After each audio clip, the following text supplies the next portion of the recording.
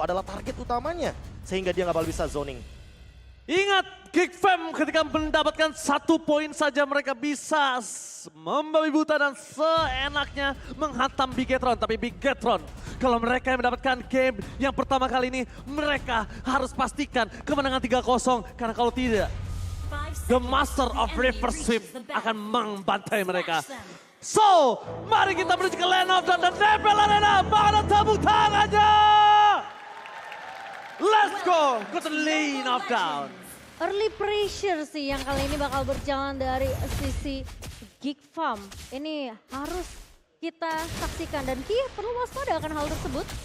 Moreno di sini bakal coba untuk menahan pergerakan agresif yang cukup berjalan dari sisi Geek Farm di tangan dari Baloy. Ki akan menjawab itu semua tentunya dengan adanya curse dari seorang Ki. Tapi itu bagus banget. Karena aku tadi juga sempat ingin membicarakan, Prof. Mereka punya Baloy dengan kajanya. Itu power banget di tangan Baloy. Tapi kalau mereka bermain lebih agresif dan kalau bisa bikin Baloy nggak bisa bermain dengan kekuatan kaja pick overnya. Itu akan sangat baik untuk para pasukan Bigetron. Oke, Bigetron seolah mencoba untuk mentancapkan gas semenjak early game karena lihat pressure yang diberikan Sorizo dan bahkan Super Ken. Ini kayaknya benar-benar berjalan dengan baik melihat Sorizo dengan Brave Smite. Berarti dia bakal memiliki durability yang cukup. Ditambah lagi dengan Festival of Blood, jadi dia akan punya durability juga. Ray? Oke, tapi Ray tertangkap di depan sana. First blood akan coba di tangan dari seorang Ray. Di following up oleh seorang Sorizo termakan begitu saja first blood. Yang tidak diinginkan oleh tim Geek Farm. Karena ini akan menghambat seluruh level dan bahkan kondisi dari segi ganking nanti. Mau tidak mau Baloyski harus bermain dengan sosok Luke. Ini dia, Ki masih akan terus memberikan pressure ke arah Baloy. Ditahan supaya nggak bisa dapat level 4 dengan cukup nyawan. Dan bahkan kali ini, dari posisi dari Super Ken sudah mulai melakukan invasi perlahan tapi pasti karena mereka tahu Ray tumbang di early game. So ini akan menjadi keunggulan untuk Bigetron. Ini kayak mau dipaksain buat Retribution sih. Iya. Ya kan? Aku baru pengen ngomong dipaksa buat Retribution. Ya karena Ray-nya masih stay di level yang ketiga. Dia nggak punya ultimate. Dia nggak punya energy eruption. Dia nggak punya Precious Wrath. Super Ken akan berjalan dengan mudahnya untuk menggapai turtle yang pertama. Dan itu akan menguntungkan karena Bigetron Alpha akan tergendong secara ekonomi. Sementara posisi Aboy memang tidak bisa terlalu agresif karena posisi Ki tidak berhenti bergerak bersama dengan Moreno. Kali ini memang Diversion dibuka untuk mencari informasi. Tapi at least Geek mereka berhasil untuk mendapatkan setidaknya poin yang mungkin bisa dibilang ditahan kali ini. Karena Bigetron mereka benar-benar melakukan pressure yang gak berhenti, Profesor KB. Wah, Ini turtle pertama aja bahkan gak dikasih contest loh. Jangankan pressure ke turtle yang pertama, lihat orange buff-nya juga diberikan pressure yang begitu luar biasa. Maksain Baloyski ketika ada flicker dia harus gunakan terus-menerus. Untuk defensif. Untuk defensif, bukan untuk divine judgment ke depan. Tapi at least menurut aku ya, berhadapan dengan KJ dari Baloy, ini at least untuk men-trigger satu flicker aja itu cukup, Profesor. Wow, oke kali ini. Oke, beberapa ada yang bisnis, tapi ada yang personal juga kalau kita ngomongin Chevin dan Mirko. Chevin, Mirko, personal. Personal Oh 3-0. Oke, salah satu dari mereka satu fans dari Biget Troopers dan satu Geek Fam Unity. Tapi Mirbless or Mirkers? Itu masih jadi pertanyaan semenjak dari hari pertama, tapi kali ini Diversion sudah mulai buka. Oke, surprise dari Batu Belanda, Pejasman berhasil mendapatkan Eman. Poin kill yang sangat worth it ketika mereka dalam kondisi sedang tidak baik-baik saja. Karena Eman God Laner yang benar-benar tidak bisa dibiarkan untuk free seperti ini. Ya, tapi akhirnya ada flicker secara ofensif. Divine Judgment juga akhirnya digunakan oleh Baloyski. Dan hal ini akan menambah ekonomi dari Geek Farm walaupun mereka terkena pressure dan masih belum bisa menemukan jawaban atas Super Ken. Ya mereka sadar sebenarnya di area mid-nya atau mungkin jungle-nya sudah mulai diganggu-ganggu oleh pemain-pemain dari Bigetron. Tapi mereka tahu mereka bisa melakukan pick off, solo pick off di area bawah yang dilakukan oleh pemain-pemain dari Geek Farm. So posisi dari Eman ini harus lebih aware dengan bush yang akan dilewati oleh Eman. Karena diversion dari Aboy ini bisa muncul kapan saja. Oh, tapi Diversion barusan tetap memberikan Eman farm yang cukup sepertinya. Tidak ada freeze terhadap minion yang terjadi karena malah Eman yang diuntungkan dengan freeze minion barusan. Dia dapetin Corrosion Sight item pertamanya. Yang tentunya akan menuju ke Golden Staff. Tapi lagi dan lagi dengan perbedaan 2 level harusnya Turtle masih bisa diamankan oleh teman-teman dari Bigetron Alpha untuk membawa ekonomi dari Eman. Ya. Apakah memang dari Geek ini harus lebih memprioritaskan laning dari Cak Dera, Profesor? Karena secara objektif Turtle yang kedua aja sulit banget untuk dikontes sama Geek Farm. Ya kayaknya boleh sih untuk babysit terus ke arah caderanya. Iya. Atau mungkin shutdown gerakan dari Ki-nya karena Ki dari tadi selalu open map. Shortcut, surprise! Happy birthday berikan serap Ki.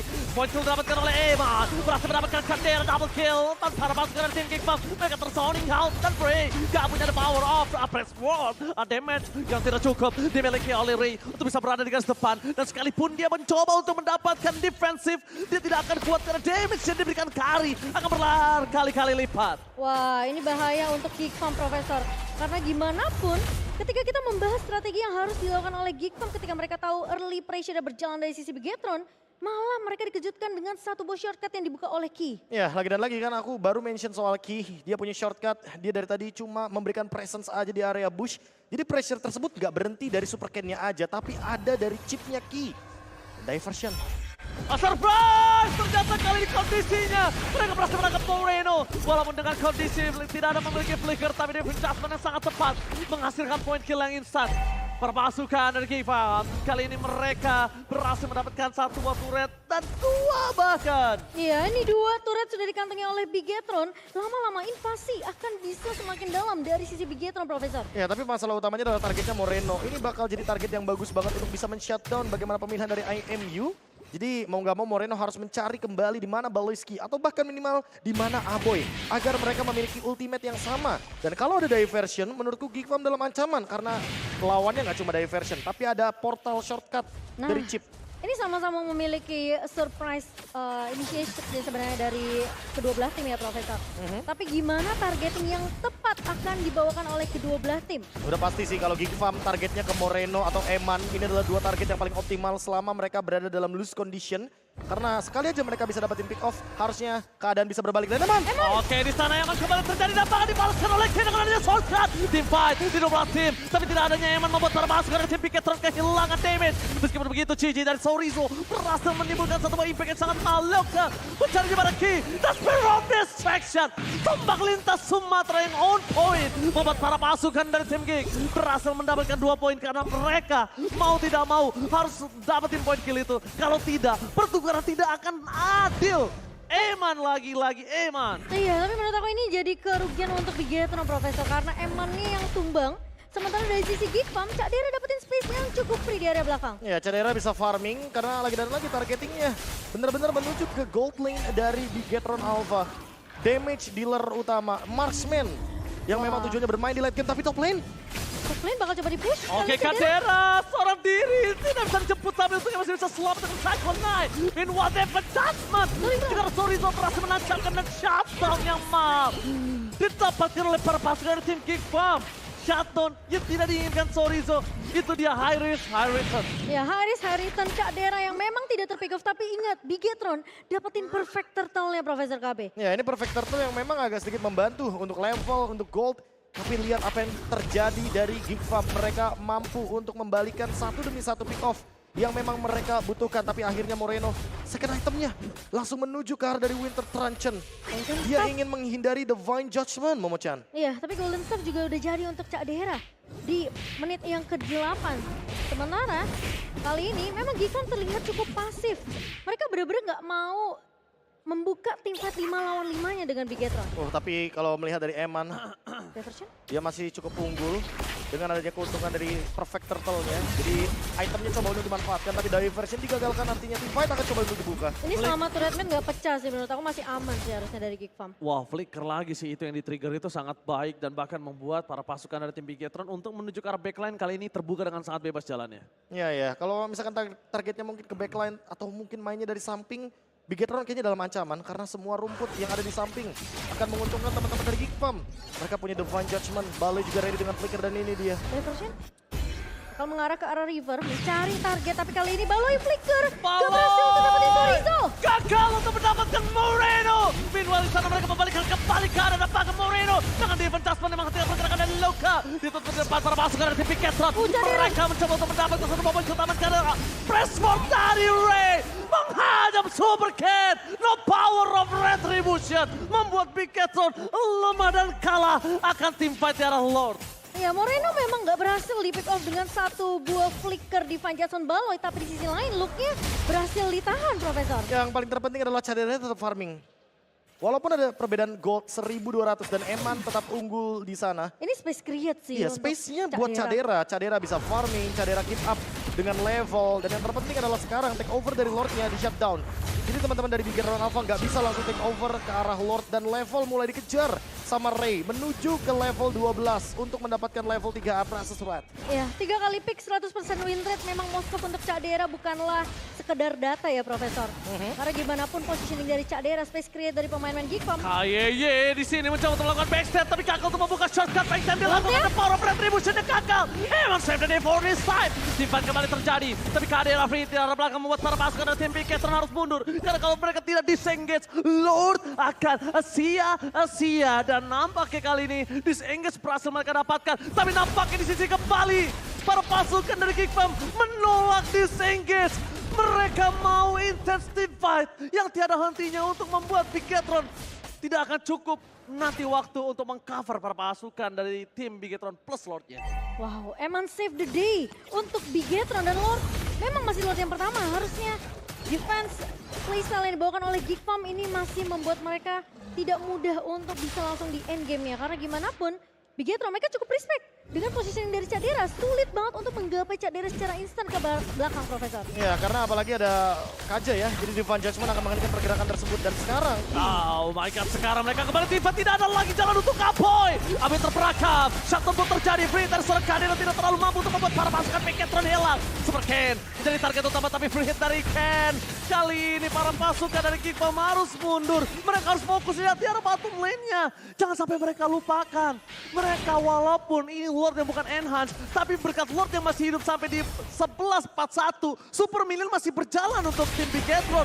Dan sampai saat ini, Geekfam mereka harus menunggu Aboy untuk bisa bertahan di high ground-nya. Lihat, defense kembali terjadi, membalaskan dengan defense dari seorang Moreno, membuat Paleski tertumbang. Untungnya ada Cadera. Kalau tidak ada Cadera, diperkirakan Pedro ada shortcut. Membuat para pasukan dari tim Geekfam berhasil mendapatkan Neman. Luka. Looking for triple kill from Luka. Tapi nampaknya para pasukan dari tim Geekfam kembali meratakan Bigetron Alpha. Lagi-lagi diversion dari Aboy, Profesor KB. Memang Luoyi ini adalah game changer dan mereka mencoba untuk melakukan fight back. Dengan adanya overextend team fight lagi-lagi, Bigetron Alpha terlalu overcommit ketika berhadapan dengan Geekfam, yang dimana Geekfam akan selalu mencari kesalahan tersebut. Overcommit melawan Geekfam sama dengan kalah dalam tim fight besar. Betul. Melawan tim sekelas Geekfam, mereka benar-benar harus disiplin, respect. Apalagi dari sisi Geek mereka membawa Loi yang gimana diversion bisa dibuka kapan aja. Ya, padahal kita udah dapetin informasi di belakang bahwa ada diversion. Dan di sini hampir semua ultimate sudah digunakan oleh Moreno, oleh Eman. Jadi kayaknya resource yang dimiliki nggak bakal cukup untuk bertahan hidup. Dan ternyata sampai dengan flickernya digunakan sekalipun Luke merespon dengan cepat. Langsung ada Thunderclap balasan juga. Iya, memang Ki udah memberikan informasi, oke, mereka buka diversion. Tapi masalahnya timing disengage dari Bigetron ini tidak tepat, Profesor. Agak sedikit terlambat karena kita tahu, Eman gak punya flicker, gak punya phantom step juga yang bisa ngebantu dia untuk escape. So mau gak mau, Luke bisa mengejar dengan satu buah Thunderclap. Plus kita tahu damage dari Aboy ini juga udah mulai berasa di menit yang ke-13. Iya, untuk permainan front to back ini udah mulai oke sih dari Geekfam. Karena mereka juga unggul secara gold sekarang. Cadera juga akan bisa memegang alur pertandingan. Tinggal kita tunggu siapa yang akan melakukan setup terlebih dahulu. Apalagi Baloyski dia punya flicker Divine Judgment. Akan sangat mudah sekali untuk menangkap ke arah dari Super Ken ketika dia tidak punya immortality. Ya, checking boost akan dilakukan oleh Aboy tentunya. Dengan adanya informasi di mana story sudah mulai terlihat. Tapi kali ini Bigetron, mereka nggak mau ngasih kesempatan ke arah Geek. Meskipun satu momentum sempat dipegang oleh Geekfam. Ketertinggalan network 1,7K di early yang dipegang sama Bigetron sekarang udah dibalikin perlahan tapi pasti oleh Geekfam. Oke, tapi melihat setup Lord Dance kali ini. Kondisinya Ray berhasil mendapatkan keunggulan level atas Super Ken. Dan melihat kondisi tidak ada satupun yang terbuka positioning. Para pasukan dari tim Geekfam, mereka belum melakukan rotasi dan juga Bigetron pun juga sama. Tapi surprise, KYY melakukan mendeteksi. Langsung ada menuju ke arah dalam Luke. Tapi nampaknya Moreno kali ini berhasil diselamatkan dan the power of Lord berhasil di tangan dari tim Bigetron. Event yang besar, mereka harus disengit. Ini Geek Fam, mereka nggak boleh following up apa yang dimiliki dari Geek Fam.